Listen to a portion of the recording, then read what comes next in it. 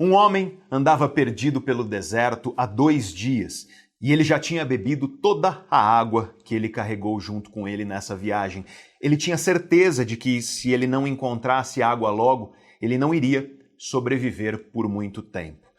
Apesar dele estar completamente exausto, ele não perdeu a esperança e ele continuou caminhando pelo deserto, procurando algum sinal de água, procurando por uma vila, procurando alguém, enfim, alguma coisa que salvasse a vida dele daquela situação. E foi aí que ele avistou, lá longe, o que parecia ser uma cabana. Ele pensou, será que isso é uma miragem? Será que eu estou alucinando por causa da desidratação?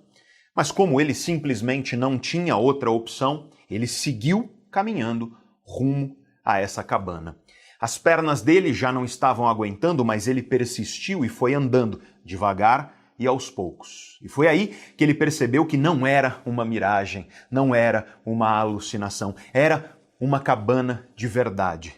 Isso até deu um lampejo de esperança, uma energia súbita dentro dele. Ele juntou os últimos resquícios de energia que ele tinha, ele apertou o passo e continuou andando e chegou, finalmente, até a cabana. A porta da cabana estava aberta, ele entrou. E a cabana estava vazia e parecia que ela tinha sido abandonada há muito tempo. Mas ele simplesmente não acreditou no que os olhos dele estavam vendo naquele momento, porque lá no canto, dentro da cabana, tinha uma bomba de água manual, daquelas mecânicas de manivela que retiram a água do solo. Finalmente, ele tinha encontrado água. Ele ficou tão emocionado que nesse momento o corpo dele desabou. E ele se arrastou até essa bomba de água. E quando ele chegou na bomba, ele começou a bombear aquela manivela com muita dificuldade, porque ele já estava completamente exausto, sem energia. Ele bombeou e bombeou a manivela e nada. A água simplesmente não saía. Ele tentou bombear com mais e mais força, com toda a força que ele tinha dentro dele, e nada de água. E aí, finalmente, ele não aguentou mais e desabou no chão. Exausto, frustrado, desesperado, ele desistiu. Naquele momento, ele pensou, talvez esse seja o meu destino. Talvez a minha vida esteja destinada a acabar aqui, hoje, com sede nessa cabana. E aí, mais um lampejo de esperança. Ele viu que no outro canto escuro da cabana, em cima de uma mesa, tinha uma garrafa cheia de água. A garrafa estava fechada com uma rolha para evitar a evaporação. Ele não tinha visto essa garrafa antes porque ela estava escondida nas sombras da cabana. Mas agora que os olhos dele tinham se ajustado à escuridão de dentro da cabana, ele conseguiu enxergar a garrafa. Ele se arrastou com dificuldade até essa mesa, pegou a garrafa, retirou a rolha. E quando ele estava prestes a finalmente beber aquela água e matar sua sede, ele percebeu que havia um bilhete pendurado na garrafa. E ali, naquele bilhete, estava escrito à mão: use esta água para ativar a bomba. E não esqueça de encher a garrafa quando você terminar. Olhando de volta para a bomba, ele percebeu que havia um receptáculo, um local onde a água deveria ser derramada. E, teoricamente, isso iria fazer a bomba funcionar. Pelo menos é o que dizia aquele bilhete na garrafa. Agora ele estava em um grande dilema. Ele precisava tomar uma decisão ali naquele momento. Ou ele confiava na instrução do bilhete e derramava a água no receptáculo lá para ativar a bomba, só que se a bomba não funcionasse, ele jogaria fora a última oportunidade de beber água da vida dele. Se ele confiasse no bilhete, ele corria o risco de morrer de sede se aquela instrução do bilhete estivesse errada e a bomba não funcionasse. Ou então ele poderia beber a água da garrafa ali imediatamente, mas com isso ele corria o risco de perder a oportunidade de ter aquela bomba de água funcionando. E se a bomba de água funcionasse, ele teria água para permanecer muito mais tempo ali, tranquilo, planejando os próximos passos da viagem, e ele também teria água para continuar a viagem muito mais abastecido e com segurança. O que você faria no lugar dele? Você já passou por uma situação assim, onde você tem duas opções e absolutamente nenhuma certeza de qual opção é a melhor? Talvez você não saiba, mas existe um campo científico que estuda isso. É o campo das tomadas de decisão, que em inglês é chamado de Decision Science, ciência da decisão, numa tradução literal para o português. E no vídeo de hoje eu quero te apresentar o que a ciência pode nos ensinar sobre como tomar melhores decisões em nossas vidas. Eu quero te oferecer um modelo de tomada de decisão, uma ferramenta, um passo a passo validado pela ciência, para você aplicar na sua vida quando você estiver enfrentando quaisquer incertezas, tal como o homem com sede na cabana. E se você ficar comigo aqui ao longo deste vídeo, eu vou te contar o final dessa história do homem com sede na cabana. Uma história que eu ouvi pela primeira vez com o monge indiano Gaur Gopal. Uma história que carrega grande sabedoria e uma belíssima lição de vida.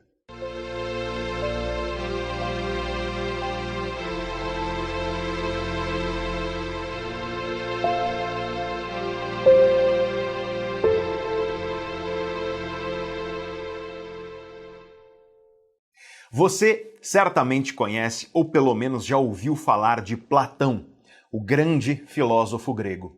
Os livros do Platão, salvo poucas exceções, são escritos no formato de diálogo. É literalmente uma conversa entre vários personagens que você lerá.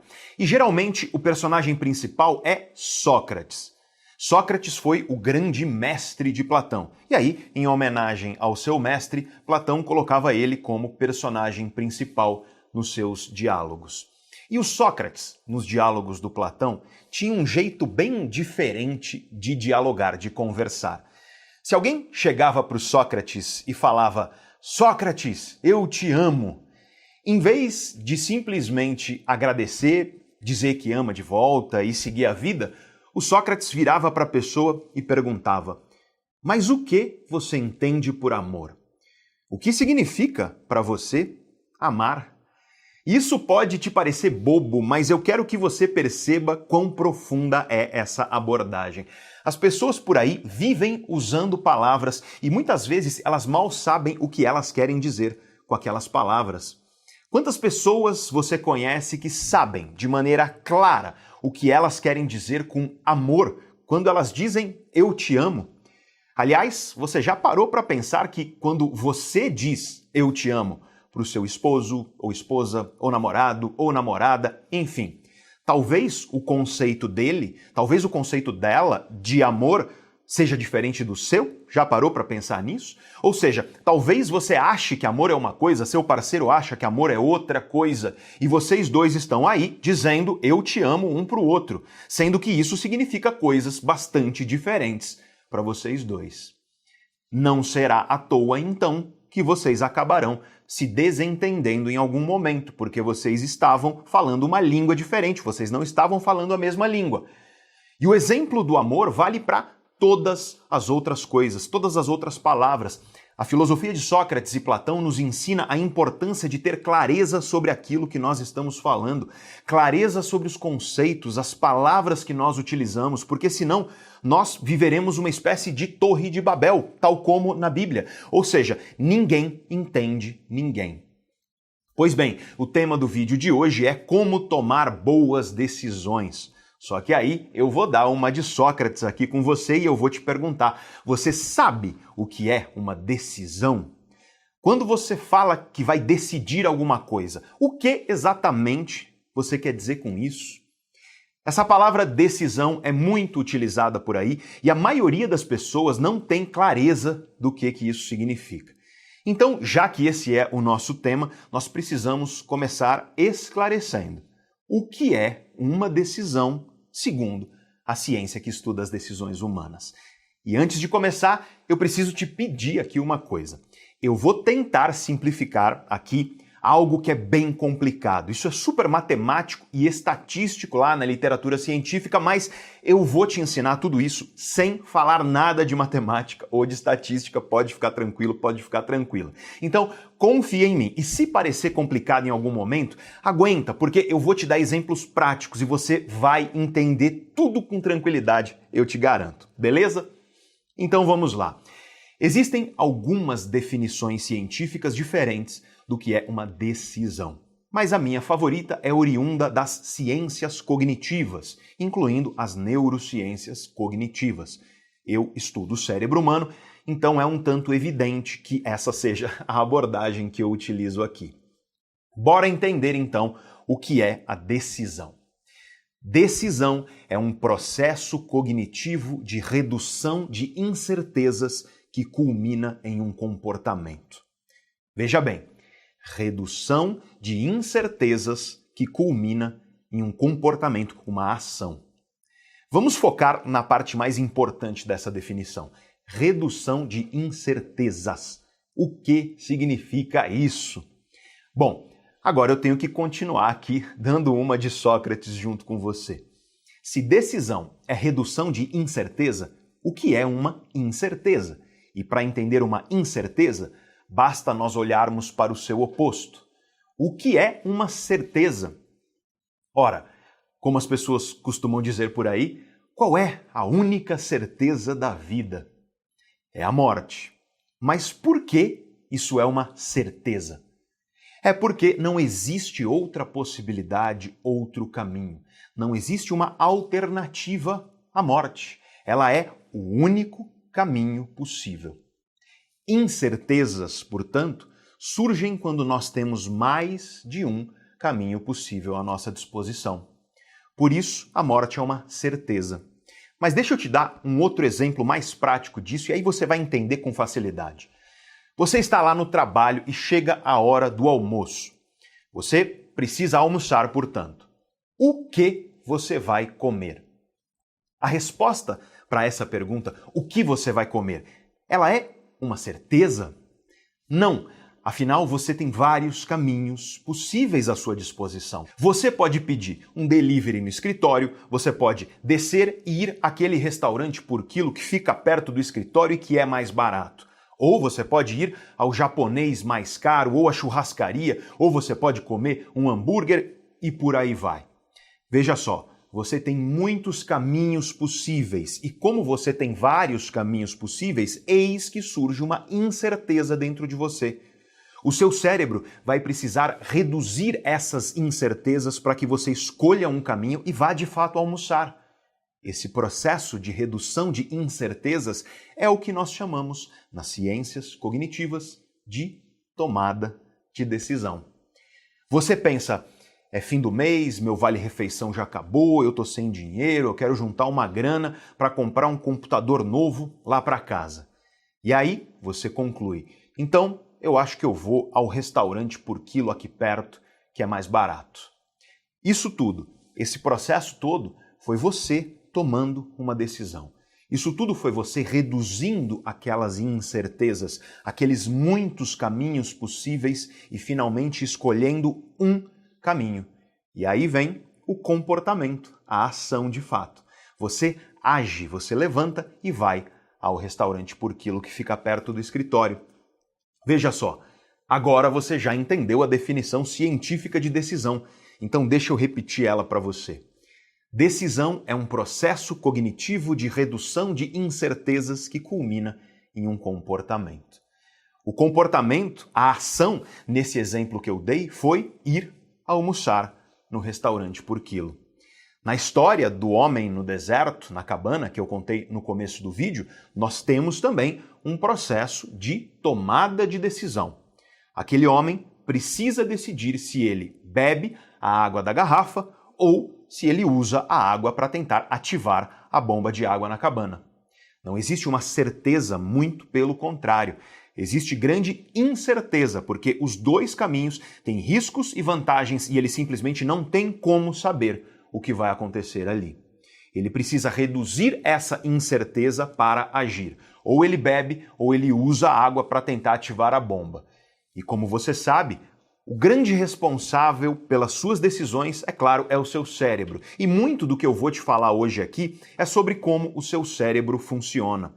Não dá para você entender como tomar boas decisões se você não entende sobre como o seu cérebro funciona. Pois bem, agora que você sabe o que é uma decisão, nós podemos falar sobre o que é uma indecisão. O que significa dizer que você está ou que você é indeciso? Ora, significa que você tem dificuldade de reduzir as incertezas para escolher um caminho e agir de fato. Você tem muitos caminhos possíveis à sua disposição e você não consegue reduzir essa incerteza para escolher um caminho e agir. Tudo que dificulta a sua redução de incertezas vai te deixar indeciso e você terá dificuldade de agir. E isso significa que tudo que aumenta as suas incertezas também vai te deixar indeciso e você vai ter dificuldade de agir. E a primeira coisa que eu preciso te ensinar para que você comece a tomar boas decisões na sua vida é o seguinte: o que dificulta a redução de incertezas nas nossas vidas? E também o que aumenta as incertezas nas nossas vidas. Ou seja, o que torna as nossas decisões mais difíceis. O que nos faz ficar indecisos. Olha, nós temos milhares de artigos científicos e livros sobre isso. E eu poderia dar um curso inteiro sobre tomadas de decisão. Então eu vou focar aqui neste vídeo nos principais motivos de indecisão. Mas eu quero que você saiba que existem muitos outros além desses que eu vou te falar aqui no vídeo de hoje. Bom, o primeiro grande dificultador das decisões é a quantidade de opções que você tem. Deixa eu te explicar isso com um exemplo muito prático que você vai compreender. Imagina que você abre a Netflix e você só tem 3 opções de série. Isso é bom ou ruim? Em geral, eu imagino que você acharia isso ruim. De fato, as pessoas não gostam de ter poucas opções. Isso vale para a série na Netflix, mas vale também para tudo na nossa vida. Por exemplo, opções profissionais. Se você só tivesse 2 profissões possíveis na tua vida, é bem provável que você não achasse isso legal. Outro exemplo vale para a busca por um parceiro romântico. Isso vale também por essa busca. Se você só tivesse 1 ou 2 opções de pessoas com as quais você poderia ter um relacionamento romântico, isso também seria ruim. Ou seja, de maneira geral, o ser humano gosta de ter opções. E quando nós temos poucas opções, isso costuma ser ruim, costuma causar angústia e insatisfação dentro de nós. Beleza. Agora imagina que eu começo a te dar mais opções.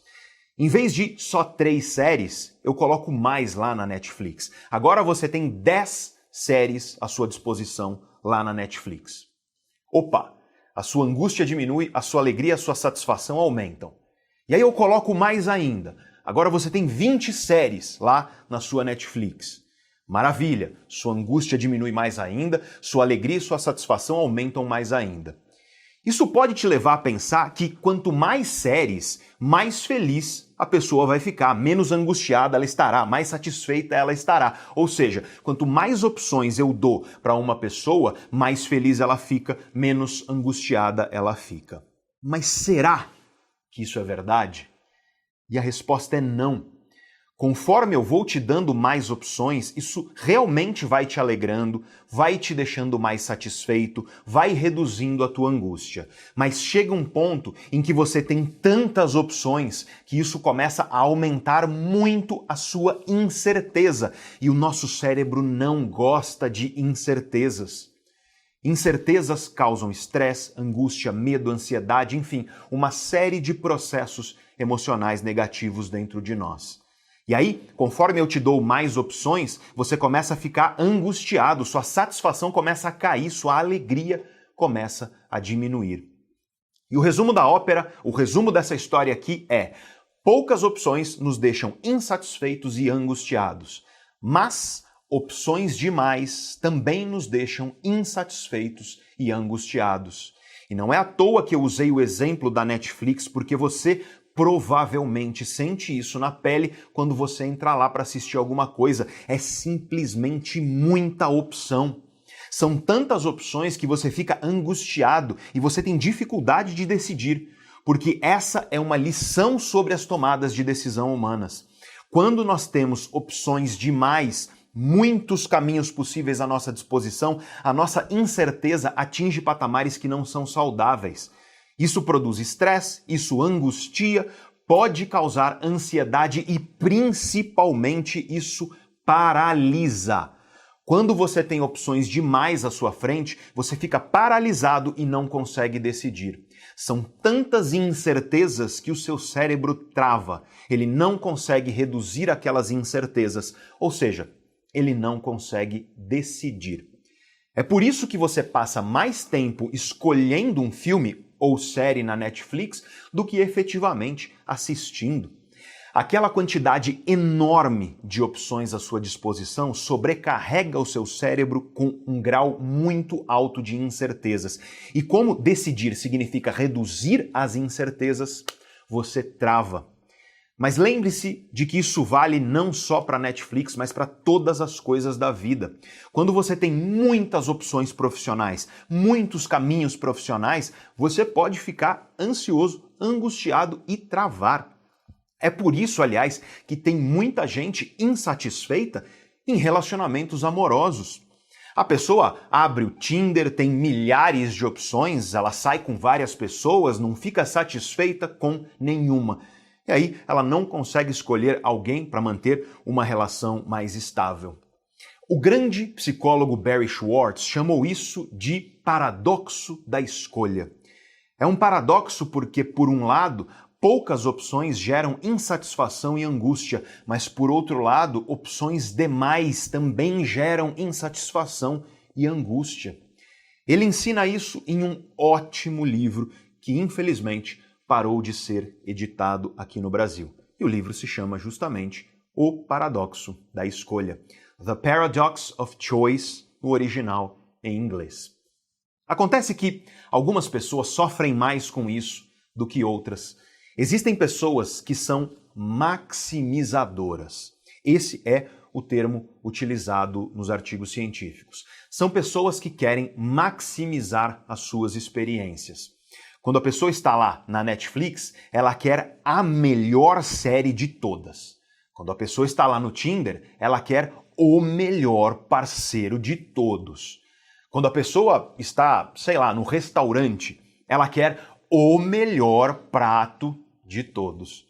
Ou seja, a pessoa quer maximizar suas experiências, sempre buscando o melhor caminho entre todos os disponíveis. E aí, sabe o que acontece? Essa pessoa fica ansiosa, angustiada e muitas vezes ela trava e não consegue escolher, porque nós vivemos em um mundo que nos dá muitas opções de tudo. Você que está namorando ou casado é simplesmente um fato. Existe, sim, uma pessoa por aí que é mais compatível com você do que o seu parceiro ou a sua parceira atual. O mundo tem 7 bilhões de pessoas.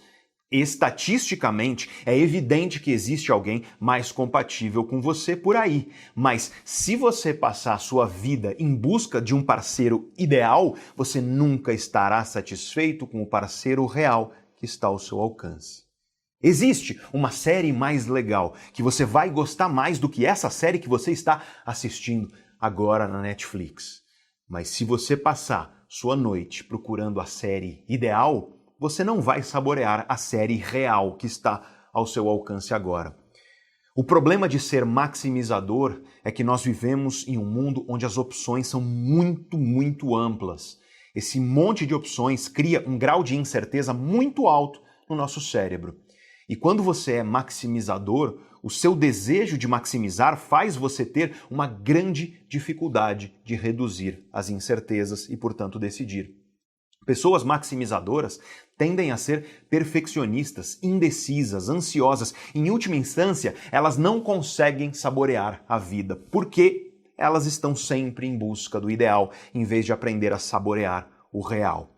Os estudos científicos sobre isso são bastante claros. Ser maximizador é ruim para a sua saúde emocional. E qual é então a solução para isso? É você parar de procurar o ideal e começar a buscar aquilo que é bom o suficiente. Em vez da série ideal, procure uma série que é boa o suficiente para você se divertir de maneira gostosa no seu fim de semana, por exemplo. Em vez do restaurante ideal, procure um restaurante que é bom o suficiente para você comer uma comida gostosa em um momento gostoso com a sua família. Em vez do parceiro romântico ideal, procure uma pessoa que é boa o suficiente para construir um projeto de vida a dois junto com você. A maximização é irmã gêmea do perfeccionismo e o perfeccionismo é muito tóxico. Talvez você ache isso estranho porque você vive ouvindo por aí que perfeccionismo é uma coisa boa, mas saiba, não é. E quem diz isso não sou eu, são os estudos científicos a esse respeito.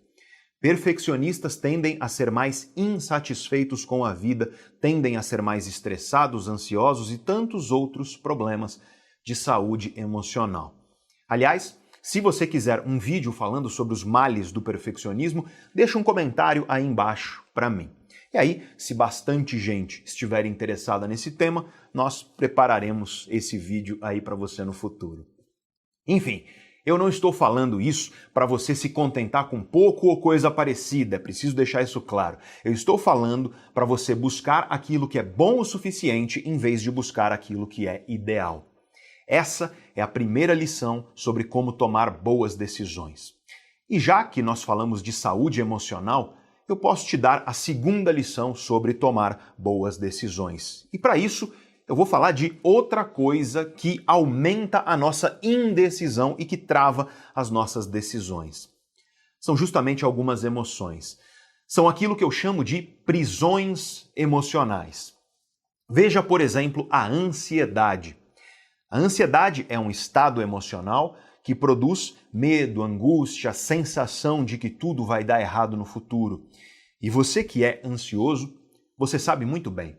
A ansiedade trava as suas decisões porque a ansiedade faz parecer que as incertezas que estão à sua frente numa decisão são impossíveis de lidar.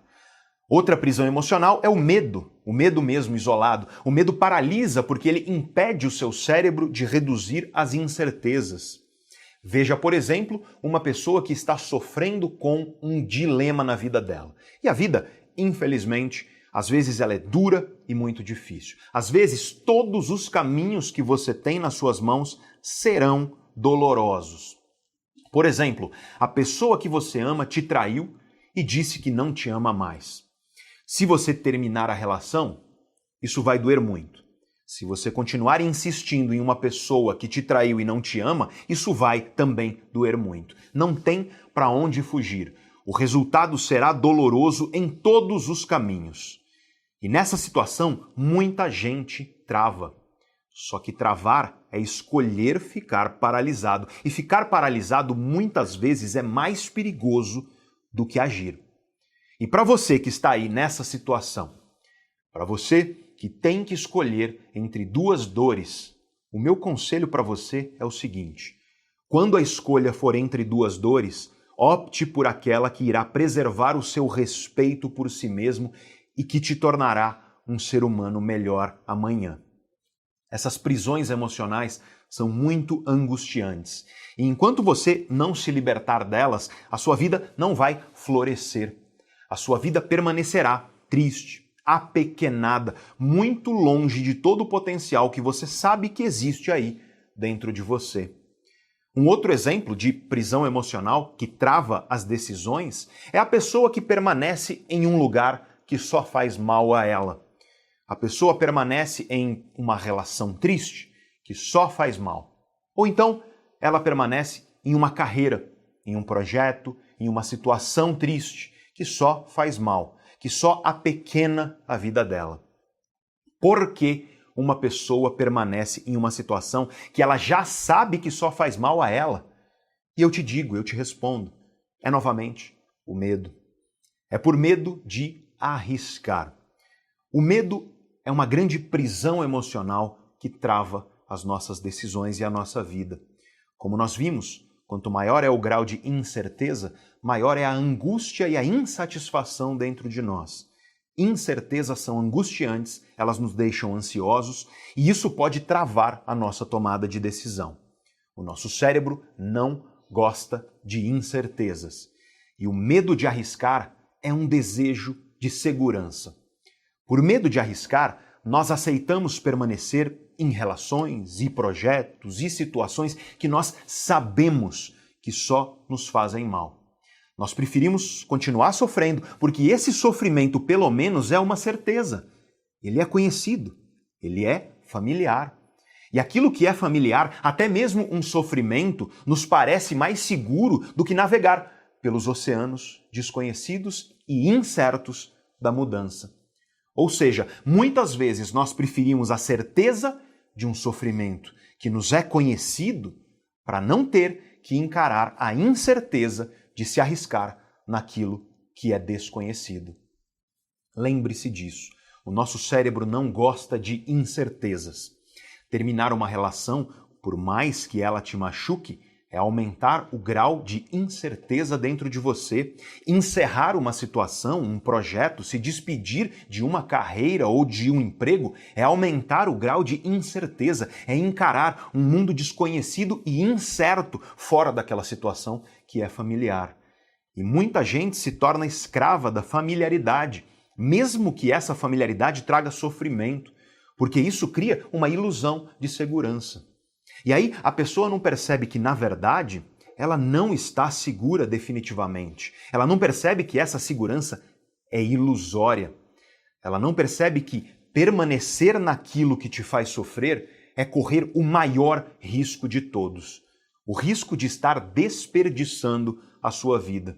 Desperdiçando o breve tempo que você tem neste planeta. Desperdiçando com pessoas, com projetos, com situações que não merecem a sua energia. Tem um monte de gente dizendo por aí, tentando te motivar. Não desista nunca. E eu discordo disso. Eu prefiro te dizer, persista com bravura e com coragem, mas saiba desistir com inteligência. Porque se você não disser adeus àquilo que te faz mal, então você está condenando a tua vida ao sofrimento. O nosso cérebro não gosta de incertezas e por isso ele odeia o desconhecido. Mas acontece que toda mudança envolve encarar as incertezas daquilo que é desconhecido.